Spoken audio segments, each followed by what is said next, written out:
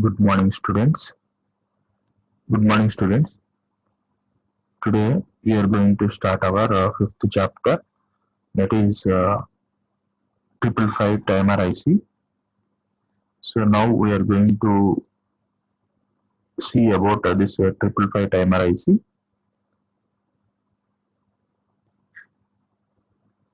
So what is this 555 timer?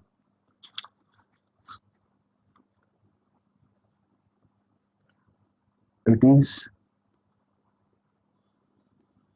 a 8-pin IC.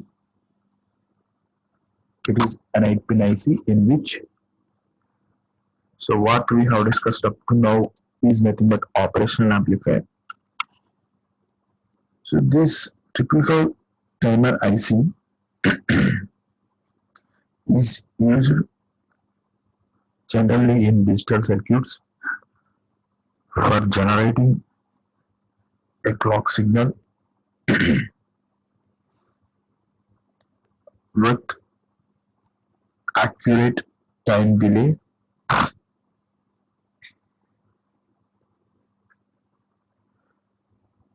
and this was produced by different companies. One of the company is Signetics, as we have discussed in our second chapter about the manufacturers of these ICs. So this IC is fabricated in dual inline packages. It is named as ece-31 and ne-555. It is a 8-pin IC. It is available in 8-pin, which draws an voltage of 5 volts, that is plus 5 volts, and some of the 555 ICs are also having plus 18 volts, and it is using the technology TTL and CMOS. So it is used for several applications, which includes oscillators, pulse generators, ramp, which is used to generate a ramp signal, a square wave signal. It is also used as a multi-vibrator. It is used as a bistable multi-vibrator, a stable multi-vibrator, and monostable multi-vibrator. So like these applications, we are using this 555 timer IC. Now we are going to know about this 555 timer IC. So what you are seeing here is a 555 timer IC. So in which it is having 8 pins, 1, 2, 3, 4, 5, 6, 7 and 8. So in these 8 pins, so what are these pins? We are going to see now. So the first pin will be the ground pin, and the second pin will be the trigger, which acts as input, and third pin will be the output. Third pin will be the output, and fourth pin will be a reset pin, and fifth pin is the control pin. So sixth pin is threshold, a seventh pin will be a discharge pin, and eighth pin will be a supply pin. So here you can see total 8 pins, in which the first and 8, the 1 and 8, which is nothing but supply and ground. This is ground and this is supply. So for functioning of this IC, so these two supply must be needed. So 8th pin is supply and first pin will be ground. And then coming to what are the inputs in this IC. So what are the inputs in this IC? Okay. 2 and 6. Generally, we are using 2 and 6 pins as input pins. So, second pin is the trigger, and the sixth pin is the threshold. So, these two pins are connected. These two pins are going to work as inputs. Now, in detail, when we are going to discuss about the block diagram, we are going to see that what are these two pins. And coming to the third pin, so we are going to take output at the third pin. And coming to the fourth pin is a reset. So for resetting this IC, we are using this fourth pin. And fifth pin is control voltage. So which is nothing but for some of the applications, so we need this control voltage. So there, in some applications, we are using this fifth pin as input, or else we are going to make this fifth pin to be grounded through a capacitor. If you are not using this pin, so we are going to make this to be grounded through a capacitor, because if AC component is there, it will be grounded by the capacitor. And coming to seventh pin is the discharge pin. So which discharge is nothing but, so it is going to discharge the voltage to the ground. So this pin is used to discharge the voltage to the ground. So this is the pin configuration of a 555 timer. So now we are going to discuss about the internal structure of 555 timer IC. So what is the internal structure of this 555 timer IC?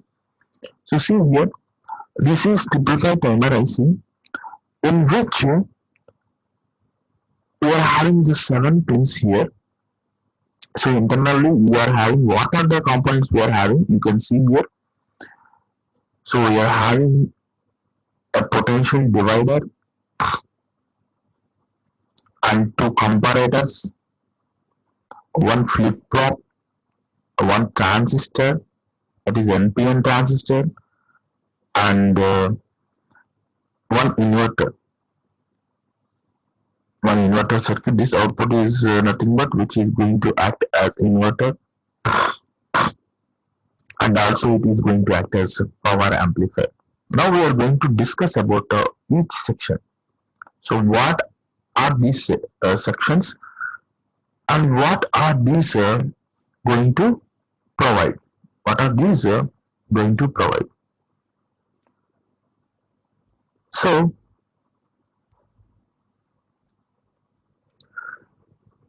what are these going to provide? We are going to see now. So coming to see here, these are the 1, 2, 3, 4, 5. So this is a potential divider. This is a potential divider.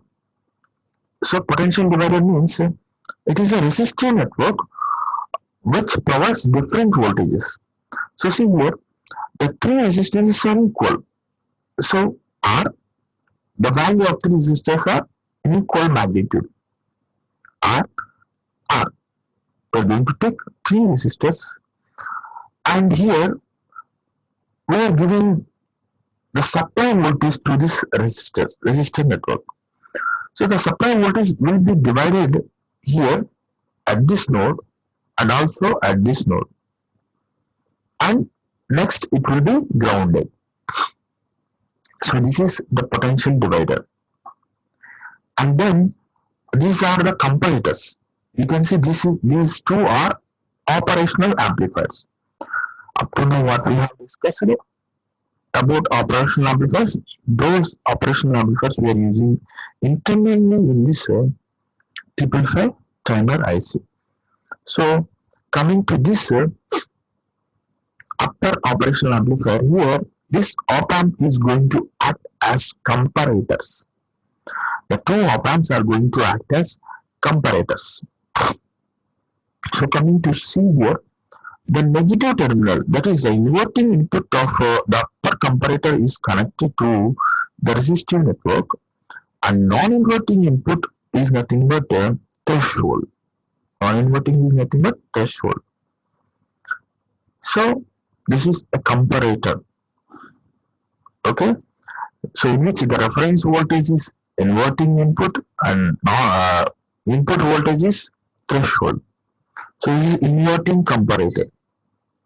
And also we can see the fifth pin, the control pin, which we are discussed in the pin diagram, is connected to the inverting input of upper comparator. Okay. So this node voltage can be varied with the help of this control voltage. So or else we are going to make it connected to the ground through a capacitor, as I have said.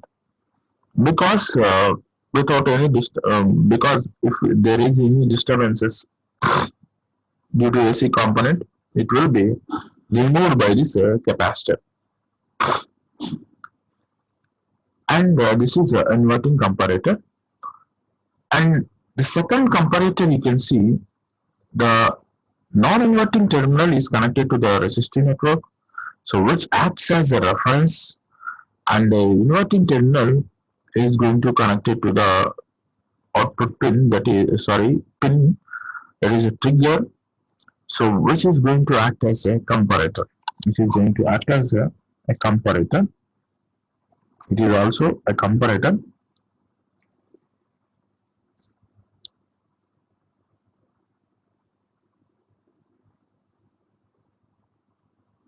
So now we are going to see, so what is going to happen. These two are the comparators. And then coming to this block, this is the flip-flop, RS flip-flop. So this flip-flop we have studied in our digital logic circuits. So in which R and S are the inputs and Q and Q bar are the outputs. So as we know that the RS flip-flop, if S is 1, R is 0, then output of flip-flop will be set. If S is 0 and R is 1, it will be reset. If both are zeros, then there will be no change in the output. If both are ones, then that state is not used in this RS flip-flop. So as we know the operation of this RS flip-flop, so we are going to use this RS flip-flop, and we are giving here the output of comparators to this RS flip-flop. And then here you can see the reset pin, which is connected to this RS flip-flop, which resets the RS. Flip-flop. And then output of this RS flip-flop. So see here, we are not connecting Q, we are connecting Q bar. Output of Q bar of this RS flip-flop is connected to the transistor as well as the output amplifier, power amplifier, which is going to act as a power amplifier and also inverter. Power amplifier and also inverter. This is output stage is nothing but the power amplifier and also inverter. So and a transistor. So if this output is going to be 1, then this transistor is going to on, or else it will be in off state. And if this output is 0, then output of this IC will be 1.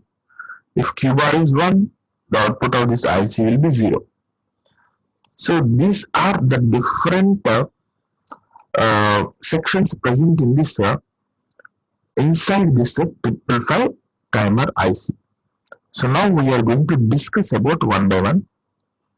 So the main things here are VCC, ground and output. So VCC and ground are connected to the potential divider network, and output You can see here this is the output. And coming to this voltage at this node. So as we have considered two comparators, so what is the threshold voltage? So what is the that is reference voltage at this node? What is the reference voltage at this node? We are going to see by using the formula, that is a potential divider formula, that is here we are having 2R R R 2R into 2R into the supply voltage is VCC divided by 2R plus R, total resistance in this path, 2R plus R. So by solving this, so we are going to get a 2 by 3 VCC, 2 by 3 VCC at this node. Similarly, at this node, we are going to get a R into VCC divided by R plus 2R. Okay, then by solving that, we are going to get 1 by 3 VCC. So here, at this node, the reference voltage will be 2 by 3 VCC, and at this node, the reference voltage will be 1 by 3 VCC. So these are the two reference voltages to two comparators. Two reference voltages to two comparators. Okay.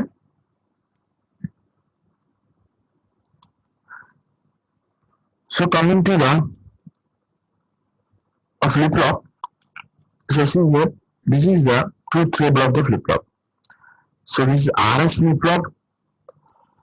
When both the inputs are zeros, the output will be same, because this is the previous state and this is the present state.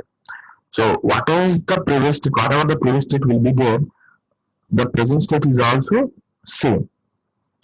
So when S is 0 and R is 1, so irrespective of the previous state, the output will be 0.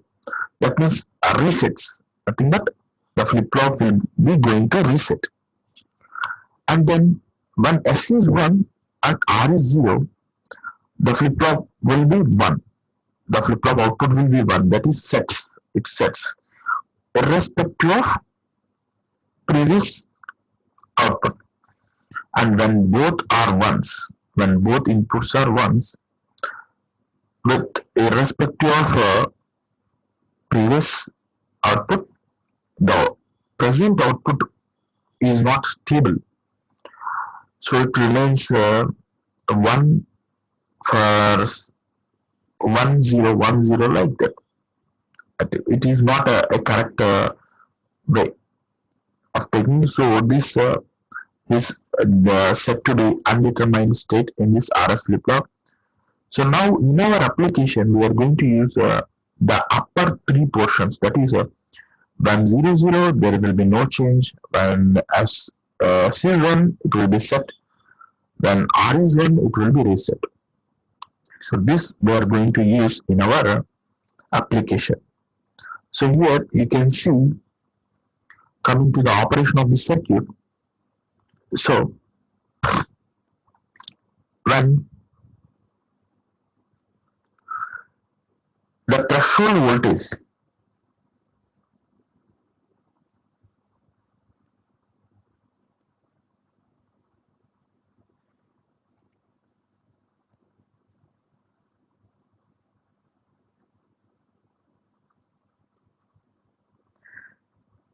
we are giving a negative going trigger pulse,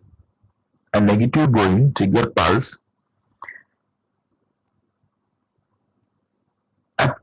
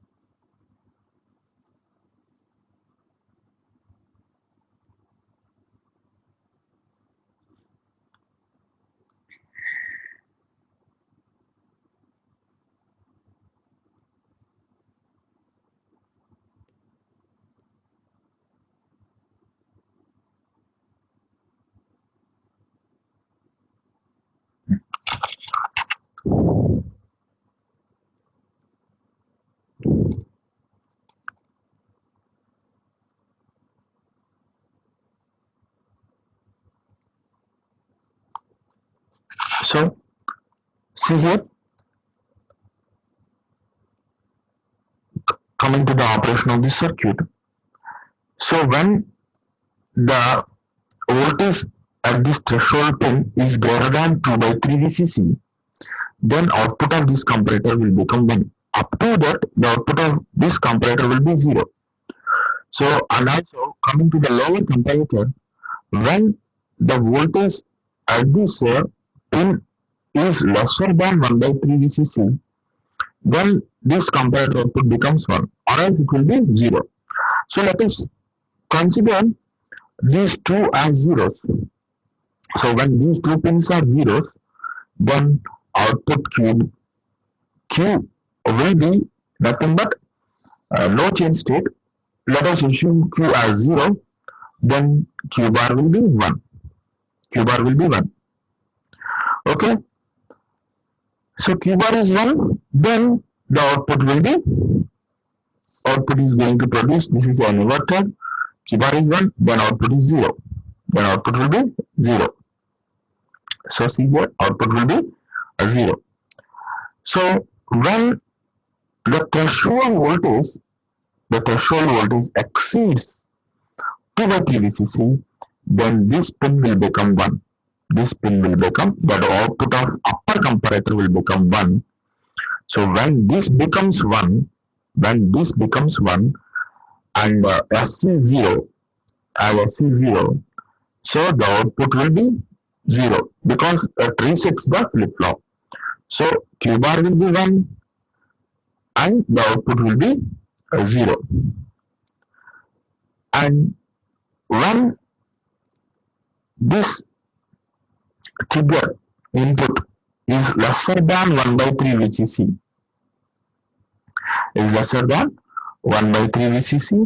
then the output of this comparator is going to become 1. So when this is 1, that is S is 1, then what happens? The flip-flop is going to set. So when R is 0, then at the time the R is 0, if threshold value is lesser than 2 by 3 VCC, then R will be 0 and S will be 1, and then the flip-flop is going to set, and Q is equal to 1 at that time. At that time Q is equal to 1 and Q bar will be 0. So 0 will be given to an inverter and power amplifier. So 0, the output will be 1.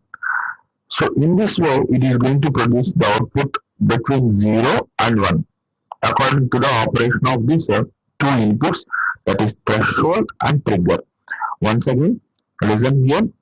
Whenever the threshold voltage is greater than 2 by 3 VCC, then the output of upper comparator will going to become 1, or else it will be 0. Whenever the trigger voltage is lesser than 1 by 3 VCC, then only the lower comparator output will be 1, or else it will be 0. Based upon these two comparator outputs, this flip-flop will be operated and it is going to produce output. And this output amplifier is also acting as an inverter. And see here, coming to this transistor functioning, so we are going to connect this transistor. This is discharge transistor, in which when Q bar is going to be 1, when Q bar is 1, then the base of this transistor is going to be 1.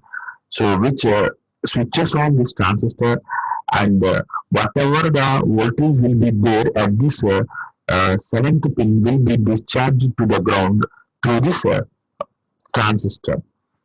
So when it is 0, this transistor will be off and there will be no discharge. And it is 0, the transistor will be off and there will be no discharge. And this discharge pin we are going to connect along with 2 and 3. Either 2 or 6 pins. That is input pins, nothing but we are going to connect along with the input pins. So in our applications, we are going to observe it. In our upcoming applications, so we are going to observe it. So this is the discharging of this transistor when this is the base input is 1. So it is going to act as a closure switch like this. It is going to act as closure switch, and the charging across this capacitor will be discharged to the ground. So this capacitor is having a closure path and which it discharges. So or else if the base voltage is 0, then this transistor acts as an open switch. There will be no discharge path for this capacitor. So this transistor acts as a on and off switch. Okay. So in this class, we have discussed about the block diagram of 555 timer. So in the next class, we are going to observe the operation of 555 timer as a stable multi-vibrator. Thank you, students.